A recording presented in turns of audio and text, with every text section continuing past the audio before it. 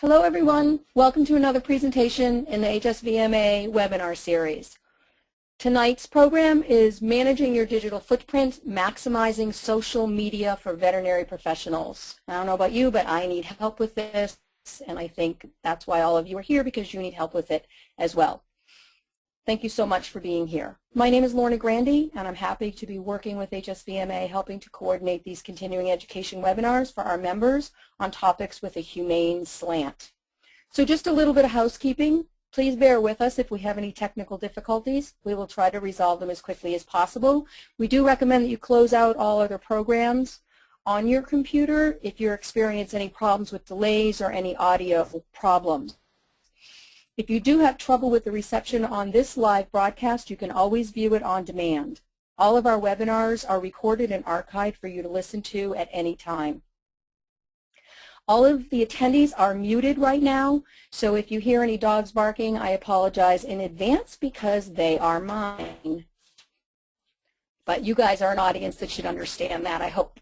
So let me take a minute to tell you a little bit about HSVMA. The Humane Society Veterinary Medical Association is a national veterinary medical association that was established in 2008, and our focus is on animal health, animal welfare, and direct care programs for animals in need. So your membership makes you a part of an important group of veterinary professionals who want to be more involved in animal protection. HSVMA has an opportunity to advocate, educate, and serve. We advocate and supply public outreach. We work on legislation and policy papers. HSVMA has education programs for veterinary students, CE for professional practitioners such as these webinars, and many in-person programs as well. And we promote humane veterinary training, which, as anybody who knows me knows, that is near and dear to my career. We also serve in a very special way, which is through RAVs, Rural Area Veterinary Services. RAV staff and volunteers work in rural areas where communities are often underserved, and they provide millions of dollars of service to families and their pets at no charge. And you have opportunities to work with RAVs if you would ever like to do that, and there is continuing education credit available to do that. Most of you tonight are members of HSVMA, and several of you joined to take this webinar with us, and we thank you very much for that, to help us to accomplish our mission. So just know that you will be getting a follow-up email from us after this webinar. So all links and information from this webinar will be sent to you in a follow-up email tonight. So you don't have to worry about writing everything down. Also, if you have questions, please type them into the questions section of the control panel, and at the end of the presentation, we will try to get to as many of them as we possibly can. So tonight we have a raffle like we do for most of our webinars. We're going to be holding a raffle that all attendees can enter simply by filling out the evaluation survey that will be sent to you after the webinar.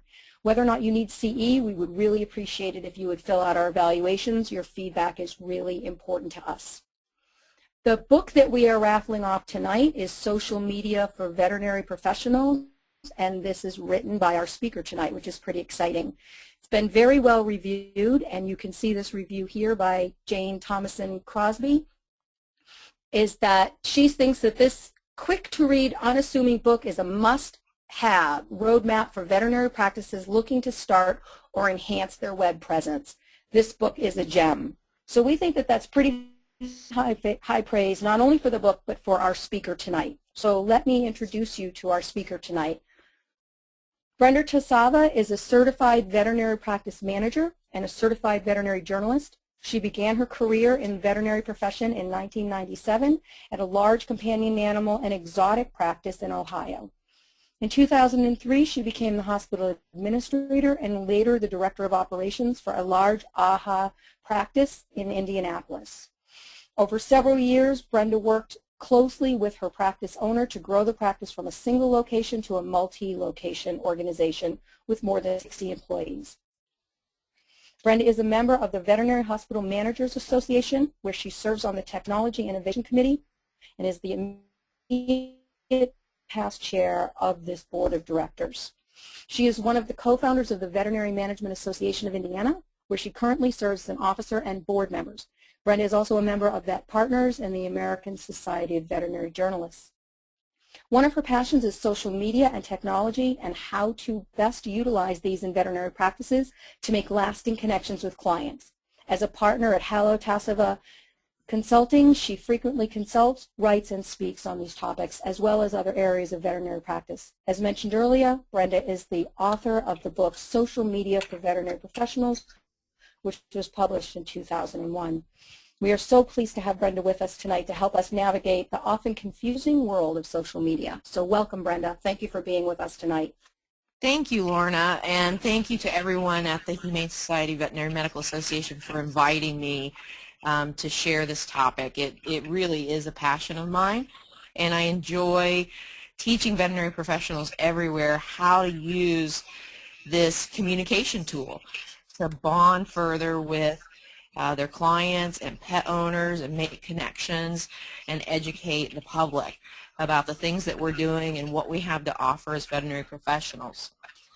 Tonight, my main goal is to make sure that when you leave, you will have a better idea on making a plan to use social media.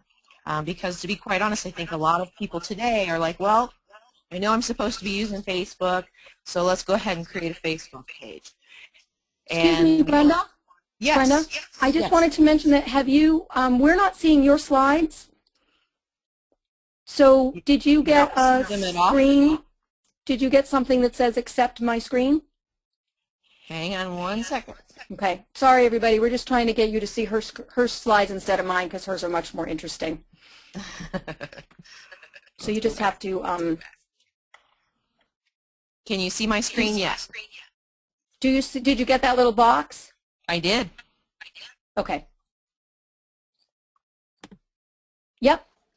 All right. And it's your second slide. We can see your second slide. Well, thank you for getting this back on track. I wanted to start by letting you know that I didn't get involved in social media because I was a practice manager or running a practice. I actually became involved in social media because I'm the mother of an only child. This is her. And we started our journey back in middle school when she said that she needed a cell phone and all her friends had one. And I was like, no, I don't think so, until one day I forgot to pick her up after school. And that was when I decided, well, maybe she does need something to communicate with me. And that kind of got us exploring different forms of media and technology because the internet was so prevalent. It is so prevalent. It's a huge part of her life. And we started with email and then moved into taking a look at some of the social media platforms. I think the first one that she brought to me was MySpace, which is still around but very much not a heavy player in today's social media platforms. But when we were in line to get registered for high school, there were two girls that were talking about being excited to start school again in the fall. And as one left, she turned to the other one and said, "Facebook me later." And it really struck me that this was being used as a verb, and I saw that this was an important form of communication. And so we did start using Facebook together and exploring this arena. Now, I got involved from the practices standpoint because I saw the potential to use this with our practice. I had 60 employees, and one of the biggest challenges we had was communication. And so we started using groups on Facebook, and that opened up a big can of worms because the majority of my staff didn't even know what Facebook was at that point in time. And this is my daughter today. She is a college student, but you can see she is completely wired up. She's got her laptop next to her, an iPad in her lap, and she probably has her iPhone tucked in her hoodie pocket. And we really need to start thinking about the way that we're using technology and social media, not just with our clients, but also with our team members, and embrace some of these new forms of technology so that we can communicate and connect better with one another. I think that we have a poll question at this point, don't we, Lorna? that we'd like to I ask think the so, audience? yep. Brenda, can you see it? No, I cannot. Okay, so, and I think our attendees can see it, but I will read it. Is your practice using a Facebook business page? Please select one of the following. So if you guys who are on could answer this for us, we would really, really appreciate it. So check either yes, no, we have plans to create one, or you're unsure. So does your practice have a Facebook business page? Or if you're not practicing, you know, does whatever organization you're working with have a Facebook business page? And we'll give you probably about 30 seconds or so to answer this. Gives us a good idea, a little bit of an idea of who's out there and where you're at with using social media. So please answer if you can. Just click on one of those. Is your practice using a Facebook business page? Okay, Pam, we're probably good. Okay, oh wow, interesting. So the results are great. 77% say yes, that they have a Facebook business page, and 23% say no. And those are the only, that's all we got is yes or no. So that's great. Okay, and that's a huge change from when I first spoke at North American back in 2011 for the first social media presentation there. And when I did a poll of the audience, I would say less than 20% of the attendees were using Facebook for their practices. So we've seen a lot of change happen over the last few years very quickly. But the challenge is, are we just using it because we think we're supposed to, or are we actually engaging in a structured plan that's effective in communicating with our clients and with pet owners? And when I say a plan, I want you to think about what that does for you, because it does truly help you bond with clients and pet owners, but it's also going to help you build referrals. When we talk about social media, it's truly a viral form of referrals to you and your practice. Instead of, you know, calling a friend and saying, hey, I'm thinking about getting a puppy, who do you take your dog to? People are literally posting it to their Facebook page, and within a few minutes they can have several friends and family members post who their veterinarian is and make those recommendations directly online. So it just takes it to a completely different level. The other thing that social media, having a plan, can do is actually enhance your reputation. And this is where a lot of veterinarians and veterinary professionals are really hesitant or reluctant to get involved, because they have a fear that if they're online and using social media, that people will tend to post negative reviews about that. And when it comes to internet reviews, being involved or not being involved are really not the question, because people are going to do that anyway. And so we can't ignore it. And if we can be proactive and be involved and connect with people regularly, we can actually enhance our reputation online. So let's take a look at what social media really is. And this is my favorite definition, and it is from the Harvard Business Review. And social media is really a way of thinking and approaching business, and it requires passion and commitment, and above all, willingness to participate in these social media spaces honestly and freely and by the rules of the social network itself. And so I want to talk a little bit about that, because when you're dealing with these different social media platforms, the etiquette in each one is just slightly different. And the conversations that people have are done in slightly different ways depending upon the network that you're using. And while we just asked about Facebook, you know, there's several other platforms that veterinary practices and veterinary professionals are very active in, and they include LinkedIn, Pinterest, Twitter, YouTube, Google+, to just name a few. And we're going to cover many of those tonight. If you're going to be involved in social media as a professional or on behalf of your veterinary practice or your organization, I believe it's very important that you take the time to use it yourself personally, so that you get used to the etiquette, the way that people communicate with one another and what is appropriate within that specific platform before you actually start using it on behalf of your organization or your business.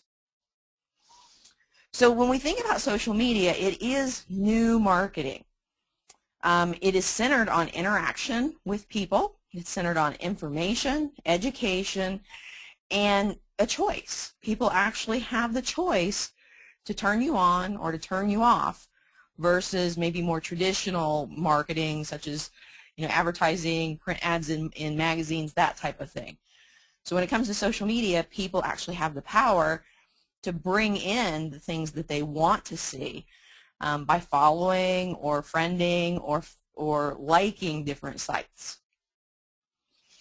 It's also about building communities. And when we say communities, we're talking about the building places online where people who have similar interests and like the same thing can come together and interact with one another and interact with that organization or business. Direct advertisements, they really don't work anymore. Consumers have learned to turn those traditional types of marketing off if they notice them at all. And I believe a lot of that began several years ago, even before the launch of Facebook. If you think about it, the invention of the MP3 player or the iPod, this enabled us to really personalize our music media on a completely different level than we ever had been in the past. And if you look at technology in general today, from your smartphone to the DVR to your computers to social media, everything is about you and your personalization of that particular media. And so that really changes the way that advertising works, because we're able to filter out the things that we don't want to come into our line of vision. When we talk about building a community, I want to stress a couple of things about why this community is important.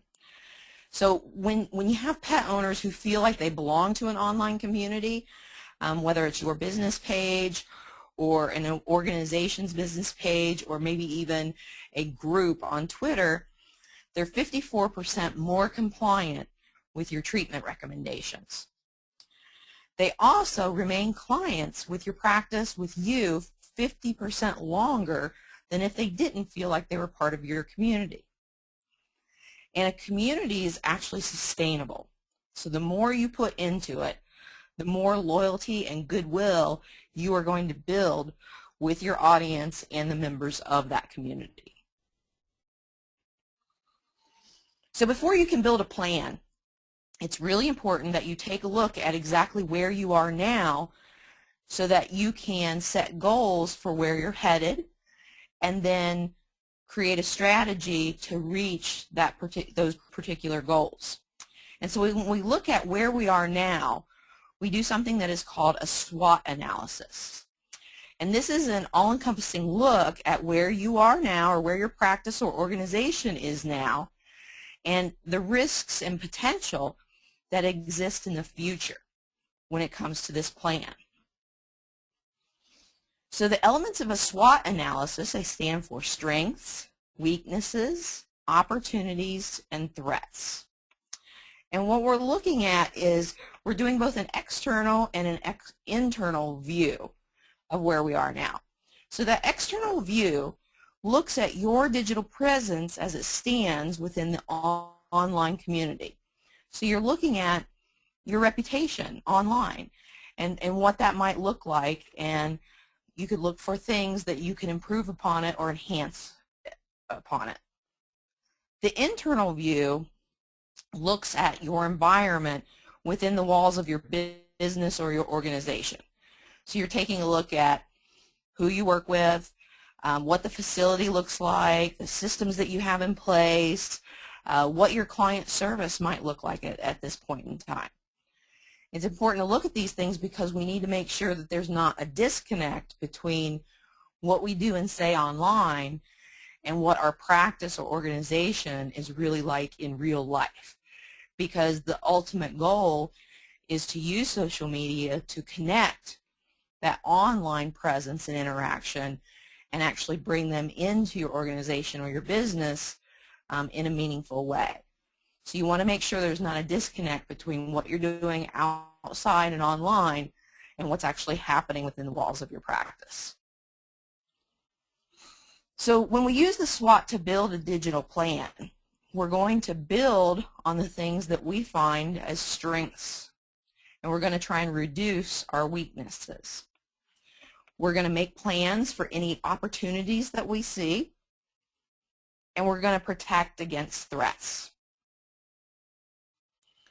When we build these digital goals, we're going to identify opportunities and choose our goals. So if we take a look and we say, you know what, we have the opportunity to raise the level of awareness in our community in terms of our humane efforts through a social media marketing plan. That would be an opportunity that you could build some goals around and launch. You need to create real expectations anytime you build goals, and I like to use SMART goals because there you can say, okay, my goals are specific, they're measurable, they're attainable, they're relevant to what I'm trying to do in terms of the mission of my organization or my business, and they have some kind of a timeline. You want to make sure that you are setting yourself up for success by measuring or setting up some real ways to measure how you're doing. So you want to use benchmarking.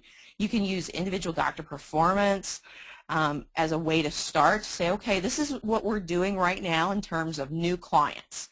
So if I'm going to launch an online marketing campaign, I'm going to monitor, and our goal is to create new connections with pet owners. Then you may monitor your new client ratios.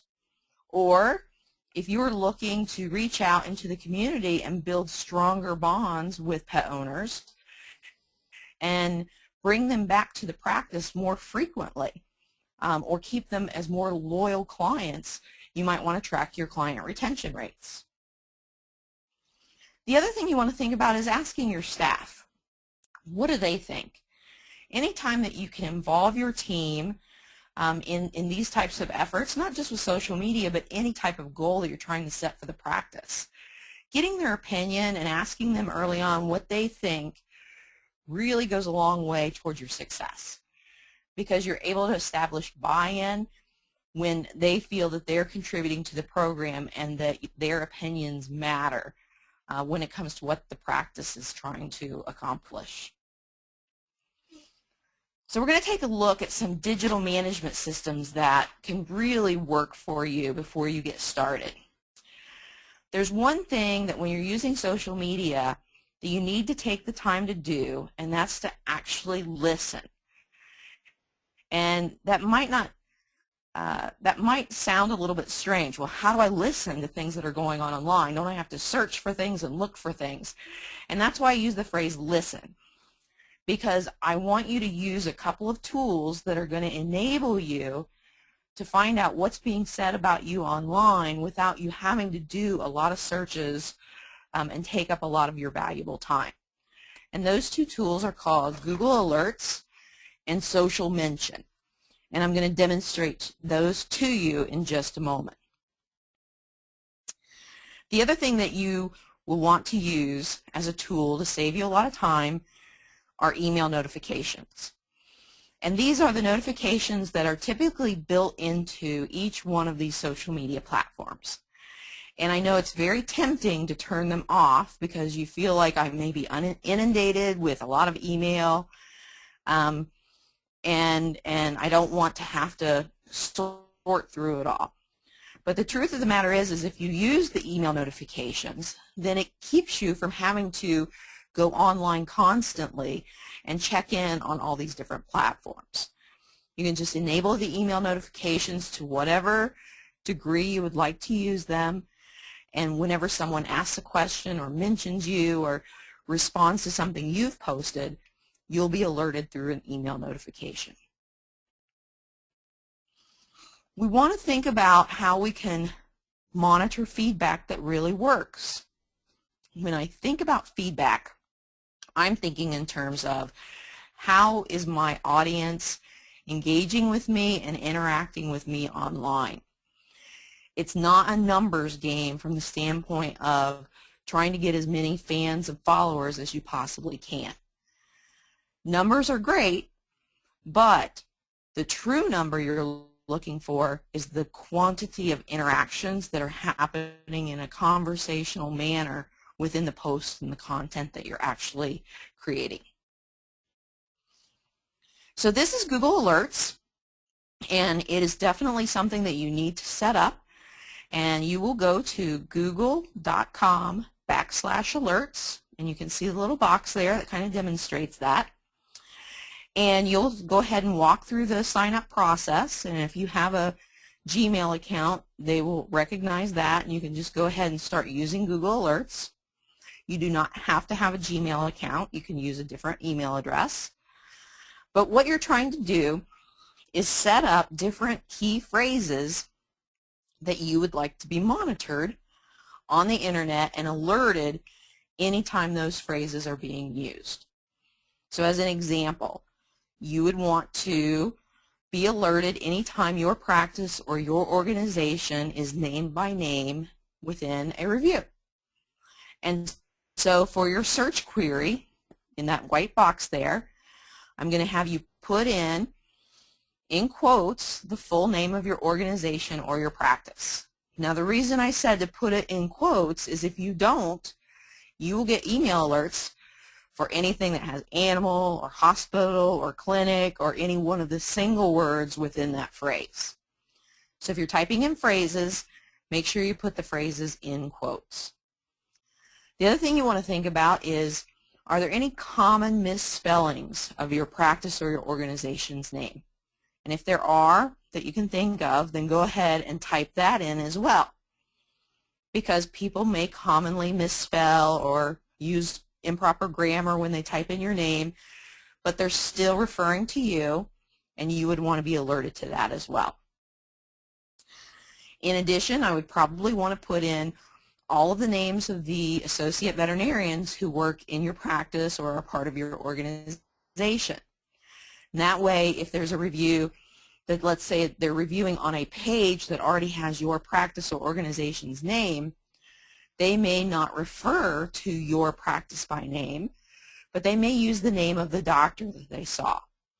And so you'd also want any new content that mentions that doctor by name to be emailed to you.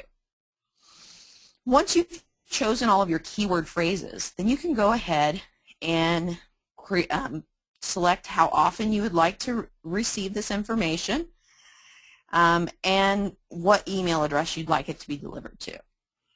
I think once a day is plenty. You can choose once an hour, but I find that once a day is frequent enough.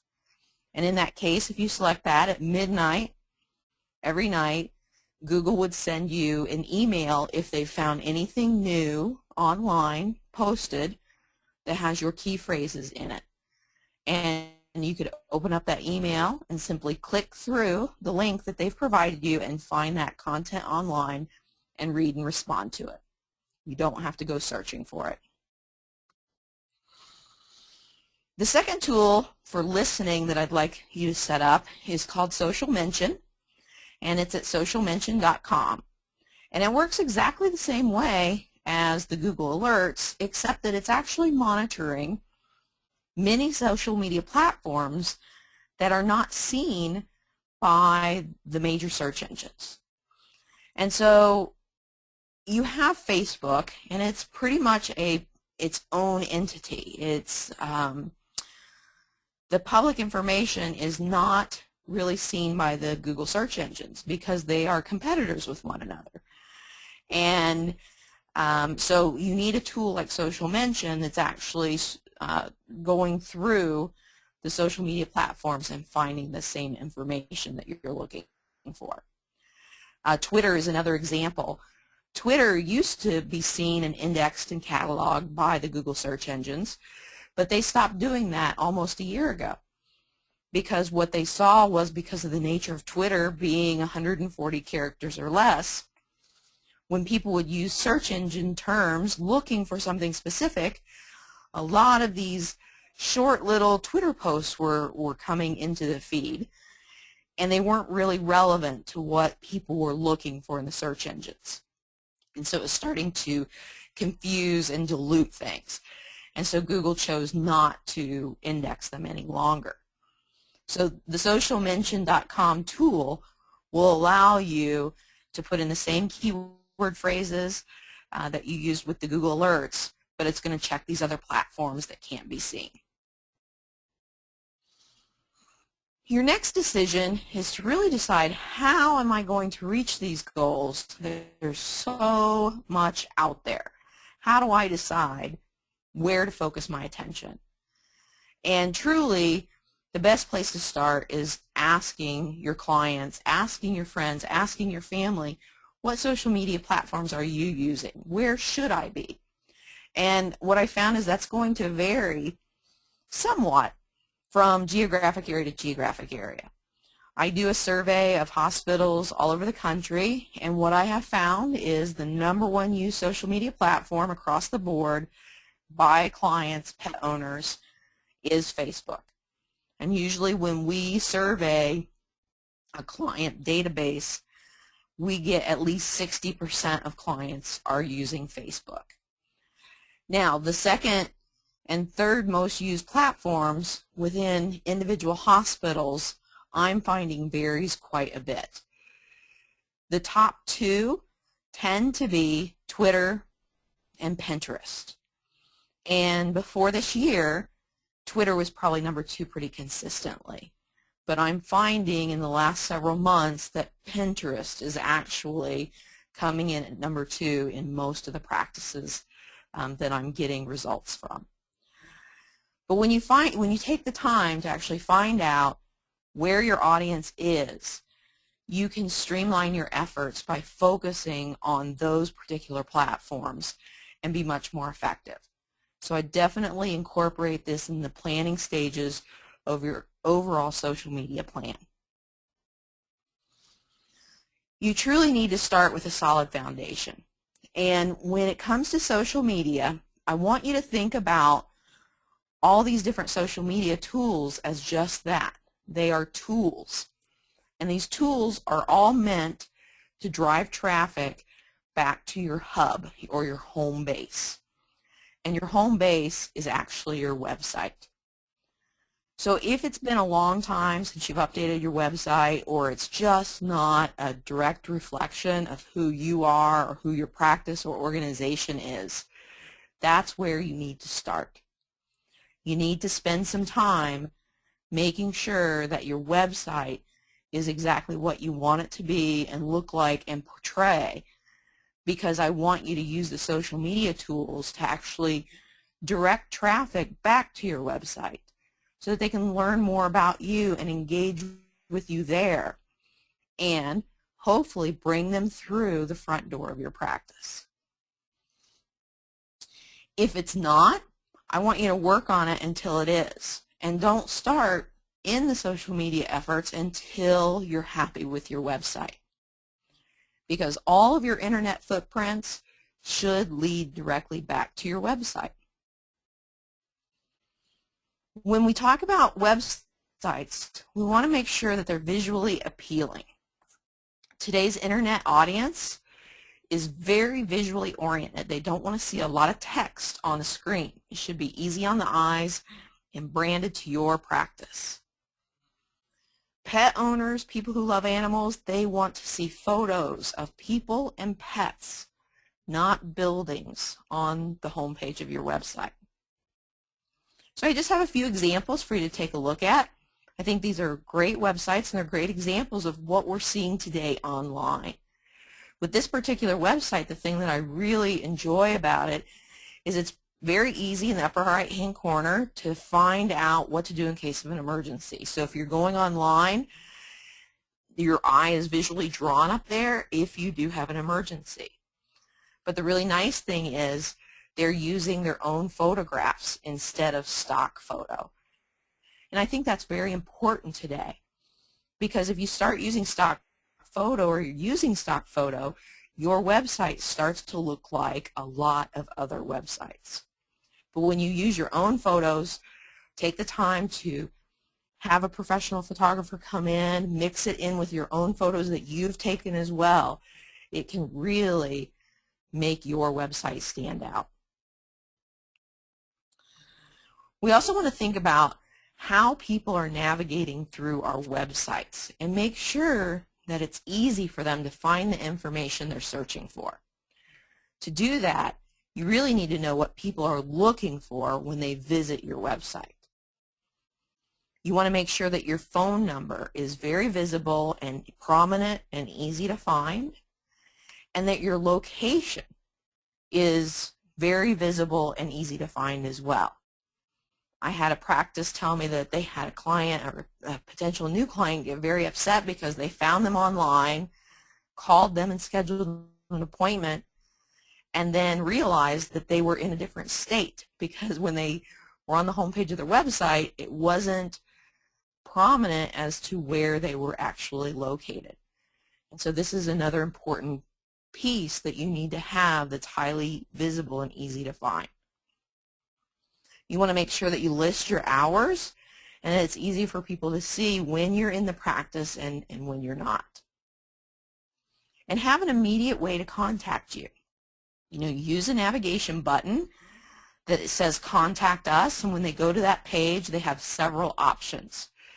The number one option, though, you need to think about is having an email button on your contact page so that they can email you directly. A lot of times people are online after the practice has closed, and so getting a phone number just isn't enough anymore.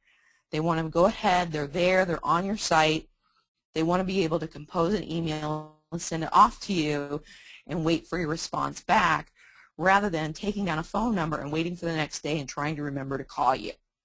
So remember, when it comes to your website, design it so that it's easy for people to communicate with you, and think in terms of when they might be online and what they might be looking for. The other thing that I'm seeing practices use more and more is a live chat function on their website. And the one that I like right now is called COM100, and we have a couple of clients who are using that very, very effectively. And I believe I have that in one of my slides. This is the Humane Society of Boulder Valley's website, and I'm just going to scroll through here so that you can take a look at how easy it is for them to find the veterinary practice that is at the Boulder Humane.org/clinic, and then they just go directly over to the veterinary services and hours. There they have their pet portal login, but here you can see their hours, and they've actually embedded a nice little video from their YouTube channel that talks a bit about what that veterinary practice does. You see at the bottom their shelter hours, along with easy ways to contact them. This is one of our clients' websites, and you can see the big nice photo of the pets and people, like I mentioned earlier, right in the middle, and they're actually using 6 sliders. These are their employees with their own pets that they took the time to take photos of, and they used all of their own photos on their website. Now in the right hand corner you can see the inset photo, and if you look closely it says click here to leave message, and that is that live chat button that I told you about. The live chat can actually be turned off and just receive incoming messages if the practice is busy or closed. But they had one of their younger receptionists come to them and say, you know what, I would love to have a live chat function on the website. It would be easier for me to be able to just chat directly with someone if they were on the website and I knew that they were there. And so we found the COM100, which we applied here, and anytime that the practice is a little bit slower and it's easier to manage, they enable the chat function, and it alerts them with a little text box that someone is on their website, and they're able to engage in a conversation with them as if they were on the phone. So you might not be ready for this technology, but I just wanted to bring it to your attention because more and more people who are online really find it to be an added convenience factor. Now let's talk a little bit about your domain name for your website. You want to keep it short and sweet so that people can remember it and type it in easily and find your website. Use acronyms rather than your entire hospital name, especially if your hospital name is very, very long. So instead of something like www.countryacreanimalclinic.com, try something like www.caacvets.com or caacpets.com. Something that's easier for clients to remember. You can even buy multiple domain names and point them all at the same website. And then you can pick and choose the ones that you use to print on your publications, marketing materials, business cards, that type of thing. It's very affordable. You can get domains for as low as $3.99. Static home pages are no longer appealing to today's audience. We want to think about sliders, and sliders are the interactive photos that you're starting to see more and more on websites, especially on the home page. And they allow your page to have more than one look and more than one message when people pull up your home page. They can talk about what you do, how great you do it. They can actually market your services or have a call to action. Anytime you can, I would recommend that you use icons and photos, and that you're inviting people in with more than just words. If you have pets for adoption, this is a great way to feature them within those sliders. And if you find homes for them and place them, you can update the actual photos with they found their forever home on a certain date and they have a new name, something like that, and really let people know the successes that you're having when it comes to your humane efforts. Share these things on your website with social media widgets. Make sure that when you're involved in social media platforms that you have an indication on your website as to the platforms you're involved in. Because if I'm on Facebook and I go to your website and I see that you have a Facebook page, then it helps me to know that that's where you are, and I can connect with you there as well. And so if you're on multiple platforms, put each one of those icons up, because what we find is Facebook users don't necessarily use Twitter, and Twitter users don't necessarily use Pinterest, and vice versa. So people have their favorite social media platforms, and they will choose to follow you in the ones that are their favorites. So here's an example of a website that has that nice slider photo at the top. And you can see it's welcoming them to the practice, talking a little bit about the practice. But then the slider comes in, and it has a different photo. And it talks about their wellness plans, or more of a call to action, or one of the services that they have. And so this is a great place to also feature homeless pets or pets that you have placed in new homes to kind of keep people up to date with what you're doing. This is another great website. This is the Dog Rescue, and it does not have sliders. It has a static home page, but it really draws you in terms of the nice big button in the middle so that you can kind of enter the page itself, or the portal itself. And when you get into the page, it's got lots of nice photos of the pets that are looking for homes, the pets that have found homes, and tells a little bit about their stories. This is an example of a page that is displaying all of their social media icons. And this is North Star Pets, and they're in New Jersey. And North Star is very active in social media. I actually became connected with them several years ago, shortly after the Haitian tragedies that happened with the earthquake down there. and I joined forces with North Star and Wedgwood Pharmacy, and we actually had a Twitter campaign to raise funds for the search and rescue dogs that went down to help find survivors.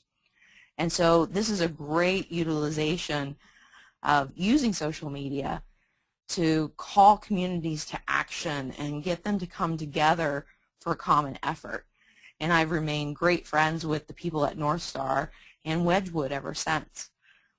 But they do a really great job of becoming involved in a lot of different platforms, and they're giving their clients and pet owners the choice of where they want to connect with them. The other thing when it comes to websites that we want to think about today more and more, because people are pulling up websites and taking a look at them on their smartphones, is responsive design. And responsive design is actually built for mobility. So you no longer have to have a separate mobile optimized site for your website. And the reason for this is traditional websites do not resize well on a smartphone. And so if you've ever been to a website that is super teeny tiny and you have to pinch and scroll and roll it around to find what you're looking for, that's a more traditional website. A mobile optimized site is typically a second website that just has basic buttons to direct you to how to contact us, your hours, your location, that type of thing. But with a responsive design, it will automatically resize your website to fit multiple devices. So whether it's your laptop computer or desktop computer, your iPad, iPhone, Android, it's going to take that website and resize it appropriately for each device. So here's an example of that. This particular website is a responsive design, and this is the full PC version or laptop version of that site. When you're on an iPad, this is what it looks like, and it automatically resizes to this. And then if you were to go to a smartphone, this is what it looks like. So again, it's a little bit more branded to the original site, but you still have easy access to the main buttons that you're looking for. And if you were to click the phone number on your smartphone, it automatically dials it for you. So when it comes down to your website, I want you to think about answering these questions as you design the navigation or design a new site or update your site. Can you answer these questions? When you look at it, can you tell who this site is for? And that's where I want to get back to making sure that there's pictures of people and pets there, because that's who the site is for. It's for people who love pets. So don't put empty buildings on your website homepage. How did they find out about it? Can you answer that question? It may be through a social media platform. It may be through search. What does the site remind them of? Is it visually appealing? Is it warm and fuzzy? Does it make them want to come and see you as a veterinary professional, a veterinarian, or become a member of your organization? What do you want them to do once they get there? And this refers to the navigation. Is it easy for them to be guided through the website, or are you giving them so many choices they don't know where to begin? We need to think about these things when we're building our websites. And then once they get there, how are they going to decide how to do that, and what promises do you make to cause that action? So having nice, big, bold, prominent calls to action that's a simple button with a photo is usually the easiest way to help people navigate through a site. Oh, I want to do that because they're telling me that I should. Click on it, and then it opens up to the next page where they can learn more about what you are trying to help them discover. All right, so let's get into some of these social media networking platforms. The first one I want to take a look at is LinkedIn. LinkedIn is very important in terms of search engine optimization. And I don't know when the last time was that you actually did a Google search for your own name, but LinkedIn is a very powerful tool that can help your professional online personal brand actually come up higher in search. And you can see that my LinkedIn profile is number 2 when I use my own search name. It used to be number 1, and my website has finally passed it up. But when they click on this, this is what they're going to find, which is my professional profile. It's not my Facebook profile. It's not my Twitter profile. It's my professional LinkedIn profile. And so this is a great place to start if you're a veterinary professional. You can connect with colleagues and organizations using LinkedIn. And it's as simple finding who it is you're looking for, clicking the connect button, and making that connection with your colleagues. Here is the Humane Society Veterinary Medical Association's page on LinkedIn, and you can join that page and use LinkedIn to keep up with what's happening with your veterinary medical association. Now, the obvious platform, of course, is Facebook, and I want to just take a moment to make sure that you have set up your business page properly. I know we did the poll earlier, and you said 77% of you are using Facebook business page. Great.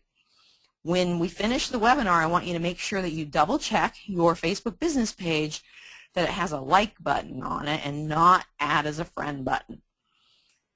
If it's an add as a friend button, then you've set it up as a personal profile page. You need to make sure that it's a business page. So here's the Humane Society of Boulder Valley, and you can see that it's the button that says liked has been clicked, and that's how I know that it is set up properly, because it doesn't say that they're my friend.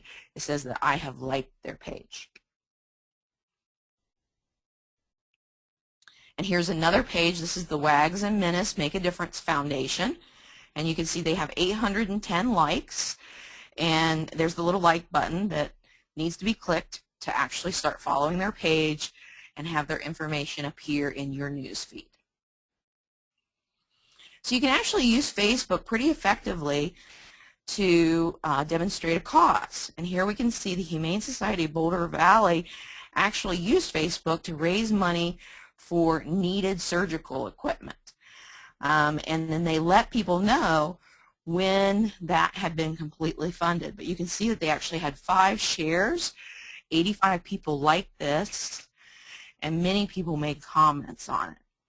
When you get shares and likes and comments, that's what I'm talking about when I said engagement and interaction. That's what we're trying to achieve. Facebook has some great insights and analytics, but you can only see these things if you have it set up as a business page. So that's another reason that you want to make sure it's set up properly. And here's just some examples of some of the many insights that you can track and monitor.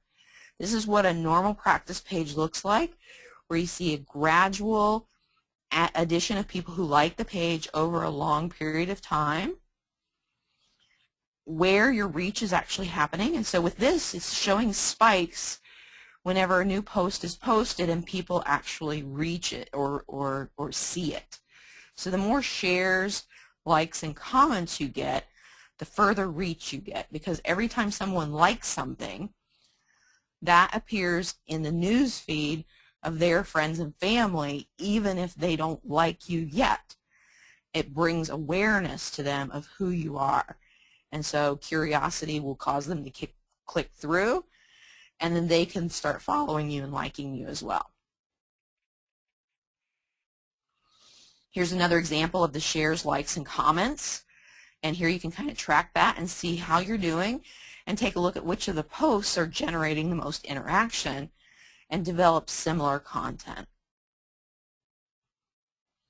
Again, total reach, total number of people who've seen any of your activity. And then it also shows you the types of posts and how far that reach is actually happening. So you can see type, it would be photo versus a link versus an actual comment, and how well those types of posts are performing for you. And then this is one of my favorite snapshots, because people used to always ask me, when is the best time of day to post?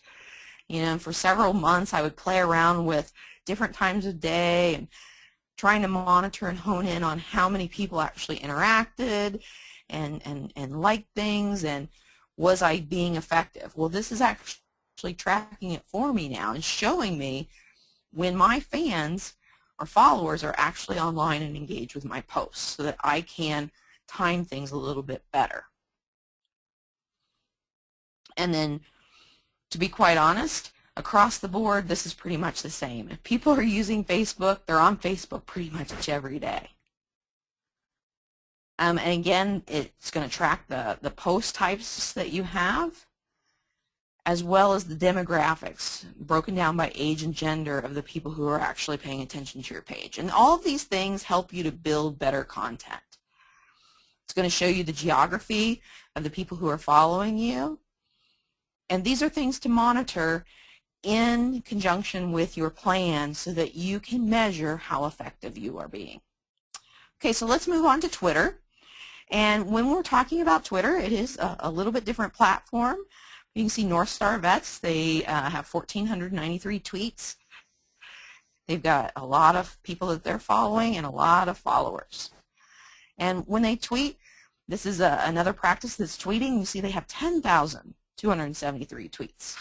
And this particular practice has a little bit different focus and do something unique in that they have a veterinary assistant in surgery with them, and they are orthopedic specialists, and they will actually tweet what they're doing in surgery. And their audience isn't necessarily pet owners, but other veterinarians. And so you really want to think about who your audience is when you're using the social media platforms, and make sure that your content matches who your audience is.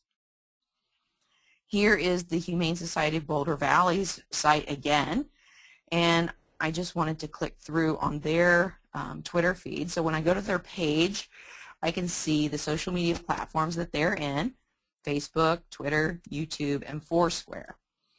And so I may go here and say, oh, well, I'm on Twitter. Let's check out their Twitter page. And I can click through and actually start following them and bring their posts into my Twitter feed. You can see they're pretty active with Twitter, with over 7,000 tweets. They have over 3,000 people that they're following, have more than 5,000 followers. They're doing a great job with Twitter.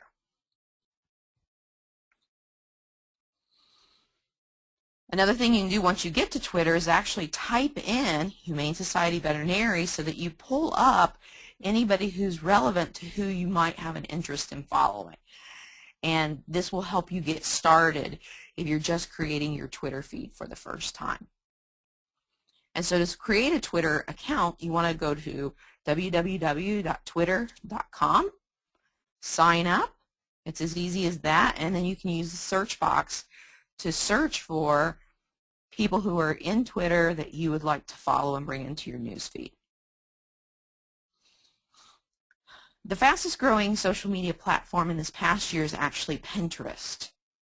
And Pinterest is more of a virtual bulletin board where people are actually cataloging and categorizing content that they find online. And so this is a great tool to use in conjunction with your website. And if you have different articles that you've written on your website, or you have pets that are available for adoption on your website, you can pin them on a pin board on Pinterest for people to see, click through, and land on your website to get to know more about that particular pet. Here is the Pinterest boards for my particular company, and you can see we have bulletin boards or pin boards that appeal to our clients who are veterinarians and veterinary professionals. So we have like books worth reading, technology for veterinarians. Here's an example of VPI Pet Insurance. They're actually creating a pin board that appeals directly to pet owners and pet parents. So they have pet parent tips, the Pet Toxicity Center, Precious Pooches, and they're pinning things that they find online and categorizing them to each of these boards for pet owners to be able to find the information that they want in an easy manner. And then Vet Street doing exactly the same thing in terms of their pen boards are directed to pet owners. I want to spend just a few minutes on blogging. Blogging could be a completely separate webinar, and I absolutely love blogging, and I believe it's one of the most effective social media tools you have available to you as a veterinary professional. You have such knowledge, and I want to see more and more veterinary professionals actually taking the time to blog. And by blogging, we are talking about creating content online on your website in an article type of form. But I'm not talking about medical journal articles. I'm talking about creating short articles that appeal directly to pet owners and is spoken in lay terms in a very conversational manner that's searchable and easy for them to find the information that they're looking for. Because if you're not blogging and creating content as a veterinarian, as a veterinary professional, the pet owner is still online looking for this information. And if they're not finding it from veterinarians, they're finding it from other people. And I would like to see them find information created by you. You can take things up a notch when you blog with Google+. Google Plus is one of the newer social media platforms. It's, I think, 2 years old now. And it was created by Google, of course. But the really nice thing about it is it's completely integrated to the Google search engine. So earlier I told you that Facebook was hidden from the search engine. So the content there can't be found and searched for on Google other than so-and-so is on Facebook. But when you cross-post something to Google+, it is seen immediately by the Google search engines, and so it makes your content much more relevant, much easier to find, and it helps increase your website search engine optimization. And so that's how I like to use Google+. And here you can see that North Star Vets is actually cross-posting their YouTube videos that they create onto Google+. So people can find them on YouTube, but they can also find them cross-posted to Google+.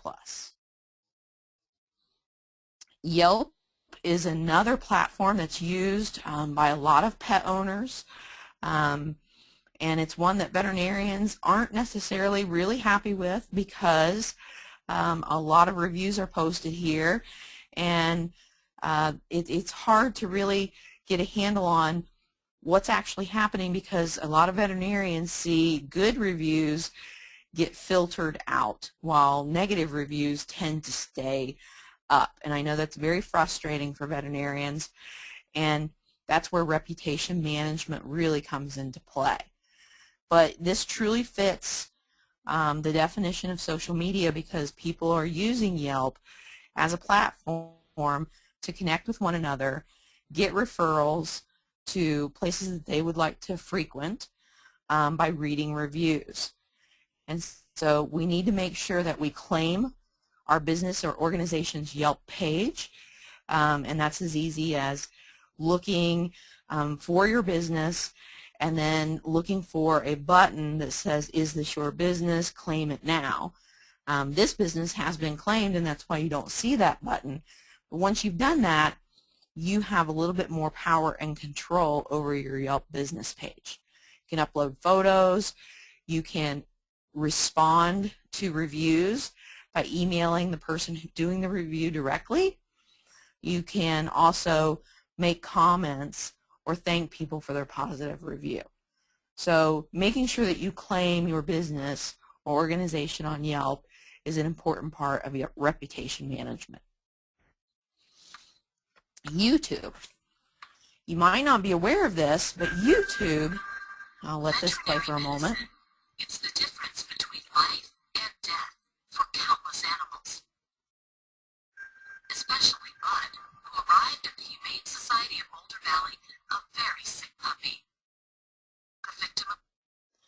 So YouTube is actually the #2 search engine in the world, and it is a golden opportunity for you to really feature a practice tour or like with that video, to really talk about the things that you are doing to help pets in need. And the nice thing about it is when you have videos on YouTube, they are completely searchable. And so people are going there looking for content they can watch versus content that they have to read in an article form.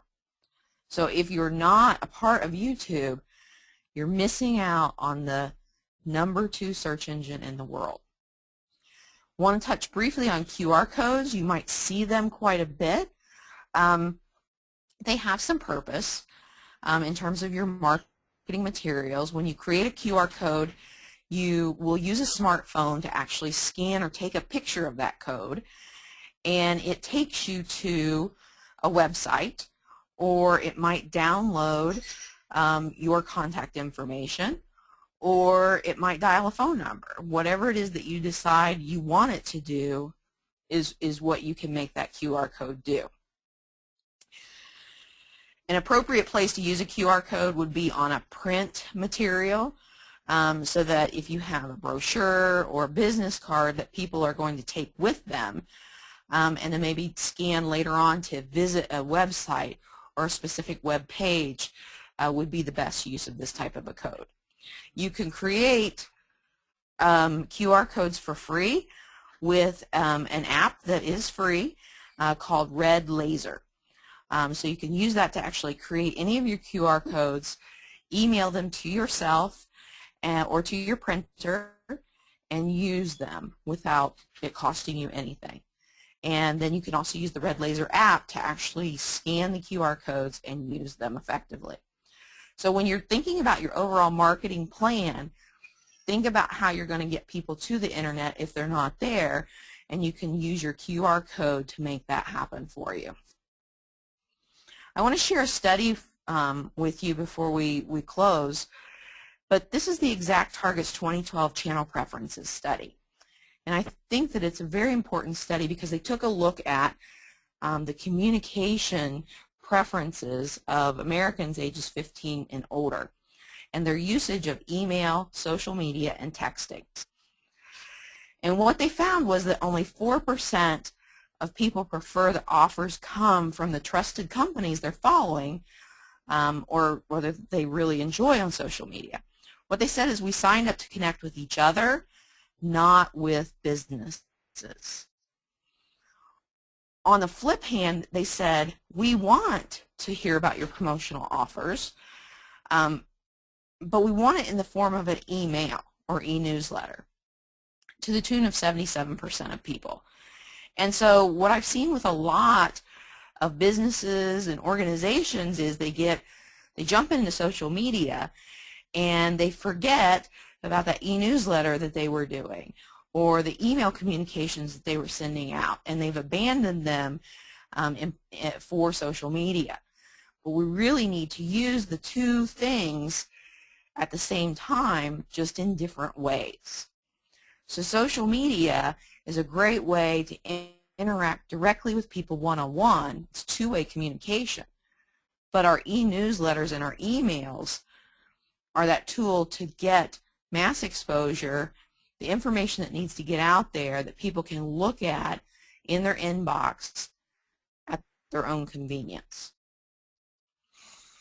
And the message to you should be that we need to be social, not just do social. That's what we need to be thinking about. The other thing I want you to think about is how do clients or pet owners want to communicate with you? And when was the last time you thought about surveying your client base? I do this frequently with practices all over the country, and what we do is we will survey their clients for 4 consecutive weeks, everyone who comes in the practice, and we ask 4 simple questions.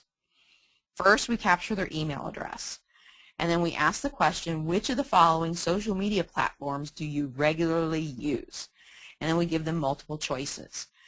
This helps us to understand where our clients or our pet owners, which of the platforms they're using, so that we can better direct our efforts. The second question that I like to ask is, which of the following platforms do you follow us on? And then you should list the social media platforms that you are using or your practice or organization is using. And if they aren't already following you, it's going to cue them up to the fact that you are in those platforms. And hopefully they will start to follow you. The third question is, have you ever reviewed our practice on any of these following platforms? And there I would list Yelp and Google Places, perhaps Insider Pages, any of the basic review sites. And what I've found when I've asked that question is a lot of people will say no, but then I see frequent responses where people will actually write in and say, you never asked me to.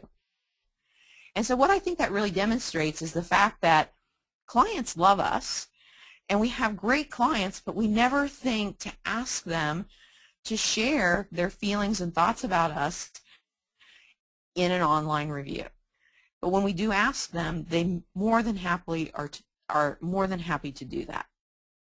And then the last question is, of the following methods of communication, pick the two you would prefer with our practice. And with that, I give them 4 choices, the first being postcards or mail, the second text messaging, the third email, and the fourth telephone. Now you can see from this bar graph, this is a practice over a 2-year period, because I do recommend you do this on an annual basis because you're going to see change. But you can see in each year, email was the #1 preferred method of communication. Now with this particular practice, they actually sent the survey out the first year via email. And that's why you see such a high number of email respondents. And that's why I recommended that we do it face-to-face so that we get a more clear picture of the preference of email. But even in the face-to-face survey, email is still #1. And of all of the practices that I have surveyed in 2013, every practice has come back with email as the #1 preferred method of communication by our clients. And so my challenge to you is, what are you doing to make it easy for your client to communicate with you? And if you aren't using email as a great way to connect with clients, we need to start doing so. It really can save you time. It enhances communications, and this is what clients want from you. So manage your practice's footprint. Make sure that you're starting with a plan and that you're not just jumping in and trying different things, because that's not going to be time effective. Set your goals so that you know what you're working towards when it comes to the use of social media. Make sure that you're actively listening for what people are saying in the social media world, in the internet space, in these review forums, so that you can act upon them and manage your professional reputation as well as your practice's reputation online. Look for ways to interact and engage with pet owners. Make sure that the content that you're developing is a nice mixture of education, entertainment, and community. So education, we're good at that, but we want to make sure that we're not just sending them educational content, or they will get bored and turn us off. That's the way we are as people. The entertainment, examples of that may be sharing cartoons, funny photos, that type of thing, or even funny videos to draw them in and show them that you share in the same types of things that they do, that you're just like them, that you love animals in the same way. And then when I say community, we talked a little bit at the beginning about how we're actually building a place online where people who have similar interests can come together and interact with us and one another. So when we create content that's based on community, I mean by asking questions, posting photos, and asking a question to really elicit that commenting back and forth and getting those conversations going within your community. That's the type of post we're looking for. You want to make sure that you're authentic. Make sure you're being yourself. It's so easy to be someone different online than you are in person because you can kind of hide behind that computer screen. but that's very dangerous when it comes to social media and being a veterinary professional, because you're hoping to make a connection with somebody online, and you're hoping that that connection leads to a real life connection so that you can care for their family pet and enhance that bond with their family. If you are not the person in person that you were online, you're going to turn that person off. You really are, because they're looking to have that relationship with you based on what they discovered online. So make sure that you're authentic, that you're you. Follow through and be consistent. Create a social media schedule and follow through with it. A friend of mine did a study, and he was comparing veterinary professionals' postings to other small business postings, and he got very excited when he got the numbers first in, because it looked on the initial surface that veterinarians were doing a much better job than small businesses in terms of frequency of posts on Facebook. But he dug a little bit deeper, and he found that what at first looked like more consistent usage of Facebook actually was not quite so. So what we were doing was we were getting really busy and then going, oh yeah, I haven't done Facebook in a couple of weeks, and we jump on Facebook and do 4 or 5 posts in a row and then jump back off. But it looked like we were doing a lot of posts in the course of a month, but we weren't being consistent and we weren't engaging our audience. So make sure that you're setting up a good consistent schedule and you're following through on it. All right, we're ready for some questions, if anybody has any, and you can connect with me on just about any level of social media platform, and I'd be happy to connect with you on Facebook, Twitter, Google+, and help you learn more about them. That's great, Brenda. Thank you so much. This was such a tremendous amount of great information that I think we all really need and really can use. We do have a few questions, and so I wanted to, well, let me see, I got to do something here. Sorry about that. I need to switch screens over, so hopefully you guys will be able to see my screen pretty soon. And Brenda, you can tell me if you're seeing my screen or not. I can see it. Okay, definitely. great. So, thanks. So we had a few questions here. You mentioned something about having several domain names, and the slide that was there looked like it might have said coasting hosting. Right. That's or even GoDaddy. So these are companies where you can buy domain names, and you can assign multiple domain names to a single website. So if you had bought a domain name that's really long and complicated maybe 5 years ago, you can actually buy a shortened version of it or come up with something that's a little bit easier to put on your marketing materials and direct that at your website. And you don't lose your original domain name, so if you have a lot of people who already have that bookmarked, they would still go to that website, but you can have several different domain names all pointing at the same website. And you could use that as a strategy where you'd say, well, okay, on this particular printed piece, I'm going to print this domain name, and on this other brochure, I'm going to print this domain name, and then you can monitor traffic to your website based on which of those domain names were typed in, and be able to tell which of your marketing materials were more effective. Oh, interesting. Okay. All right. Interesting idea. The other thing you were talking about is mobile optimized sites and responsive design. Yes. How do you go about doing something like that? I mean, do you need a web person to do that for you, or can you get that done yourself online? Or well, you can, if you're pretty handy, you could use WordPress, which is a free website builder. It's open source software. And you can find responsive design themes there, or you can work with somebody who has a lot of experience with WordPress, and they could custom design something that has responsive design for you.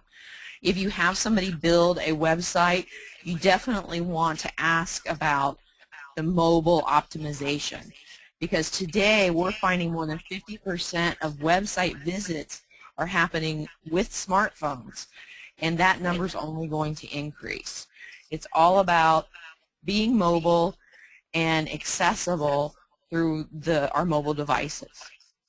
So I think what this person was wondering is they already have a website, but it wasn't, you know, the plan for it wasn't to be mobile. So is there, you have to kind of start all over again? Not necessarily. You should talk to your web designer and say, you know, can I get a mobile optimized version of our website completed? And sometimes that can be an add-on. Or if they built the platform on something like WordPress, then they could, you know, use that theme or something slightly different to get a slightly different design to incorporate the responsive design. So if you already have a website, I would recommend that you start with talking to your web designer to see what options you have to make sure that you get that good mobile experience for your website. Yeah, it makes a lot of sense. Okay, so can you give us an idea of about how much time veterinary practice should expect to spend on social media per day or per week, and that would you recommend that you designate a specific staff member, or how does that usually work? That's a great question, and it's something that I've played with over the last several years to see what worked the best. What I find is when you first get started, there is a learning curve, especially if you're adding a new platform to your strategy. So give yourself a little bit more time each week to get used to using the different platforms. But the more expert you become with the platform and the better tools you put in place, including email notifications and that type of thing, the less time you should find yourself spending on it. And then incorporating a schedule really helps. I used to manage multiple businesses and organizations by myself, and I'd find myself really bogged down with trying to create new content. And that's when I started looking around and saying, okay, how can I get the staff involved? How can I get my team involved? And when I did that, it really enhanced the team's experience and the overall practice experience, because they came to the table with a lot of great ideas. And so I teach that the best approach is a team approach. You should designate somebody as your social media manager who kind of acts as the editor and the team leader. But, you know, maybe you have 4 or 5 people on a committee who meet the 15th of every month. And when they get together for that meeting, shouldn't take any more than an hour, they talk about the coming month, and they take a look at maybe whatever theme they could wrap their social media marketing around. So like for the month of December, you may decide that it's shelter month, that you're going to incorporate a lot of holiday themes into your social media content, and you sit down and you come up with ideas in terms of, okay, Cindy, you're going to come up with 10 tweets that are related to finding homes for our pets that are homeless during the holidays. And Jody, I'd like you to write 2 blog posts. One's going to be about tinsel and Christmas decorations and how to avoid the hazards with your pets. And the second one is going to be about winter safety in pets. And I'm going to give you 2 due dates so that we're on track with that. And then I'm going to have the third person come up with some Facebook posts that we can be ready to go with, and maybe some ideas for photos that we take in the practice. So then you can all go forward. You have deadlines, you create the content, you bring it all together, and the editor or the social media manager can make sure that it gets scheduled and put out on the social media platforms in a timely manner throughout the month. And this streamlines the process for you dramatically and engages the entire team in the process, which makes it a lot more fun. Right. Okay, great. Good information. One last question, and it's kind of a big one for veterinarians, I think. You mentioned it at the beginning, but if you could maybe be a little more specific guiding us. Should we respond to negative reviews, or should we just let them be, or what's your recommendation? Oh, and that's a great question. Reputation management is important. So when it comes to negative reviews, there are steps that I believe that you should take. The first one is not to react, because if you react in the heat of the moment, you are going to get on there and post some things that you're going to regret, because you're probably going to cause, this windstorm to happen, and we don't want that to happen. So don't react. Take a moment to kind of calm down and look into the situation as much as you can. If you can figure out who this person is, go to their medical record and dig into the history and see exactly what it was that might have happened to cause this issue. The first thing I would do is pick up the phone and try and call the person and talk to them. Really? Okay. Oh, yeah. And if you can't figure out who it is, then respond with a comment saying, hey, I would love to talk to you about this. Please give me a call.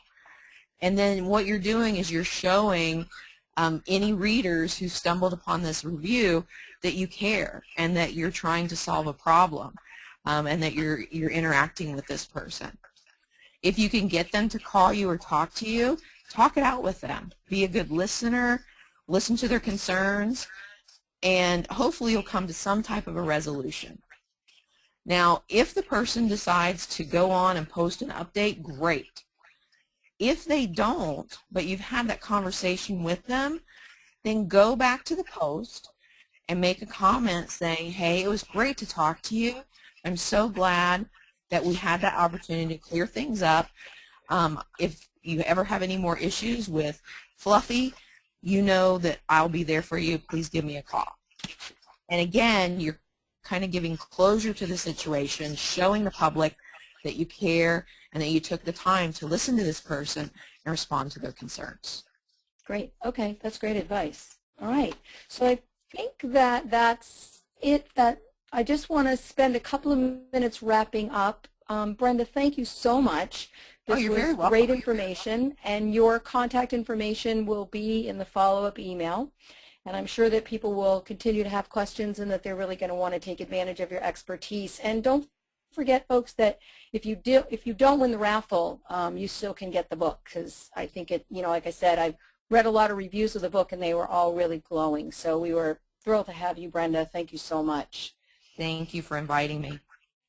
So I just want to finish up by reminding all of you, if you're looking for CE credits, veterinarians and technicians, that you will need to complete the survey and that we will send you a CE certificate via email, probably within a month or so. And even if you don't need CE, we certainly would like you to fill out the evaluations, and then you will be entered into our raffle. And we'd love to get your feedback about future webinar topics and such. We're really interested in hearing from you. And so these are the media resources that are going to be sent to you in the follow-up. So a lot of the website addresses and a lot of this information is going to be available to you after the webinar. We'll send it to you. So I just want to remind you about our next webinar that's coming up on Wednesday, February 5th. We're excited about this one. We're going to be working to evaluate different training methods, and we have Melissa Bain, who is a veterinary behaviorist, and she's an associate professor of clinical animal behavior and the chief of the behavior service at UC Davis. And so we're going to spend a little bit of time trying to evaluate what kind of training methods are out there. I know that all of you have clients doing all kinds of different things with their animals, using all different kinds of equipment, and so we're going to get a real expert to give us a chance to talk about some of that. So we're very excited about that. We hope that you'll sign up soon. We'll have a registration page very soon. So that's Wednesday, February 5th. So in the meantime, everybody, thank you so much for being here, and happy holidays, and we will see you next year. Good night.